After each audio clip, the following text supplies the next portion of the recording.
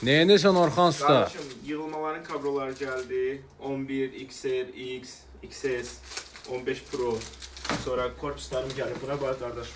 Gətirsən X'i, 11'i yığıram, 17 Pro'ya aparıb işlədirsiniz. Bizdə təkcə korpus yığmaq yox, baterika dəyişimi. Yəni bura gəl qardaşım. Planşetlərin ekranı, sonra istənilən model telefonların zapçası mövcuddur. Yəni təkcə biz korpus yığmırıq. Bütün telefonların ehtiyat sitələri var. İstənilən model telefonda təmir edirəm. Yerimdə nərmometr olsun üstü RH Telekom. Sən bu arxan çək, hamısı iPadları, planşetləri.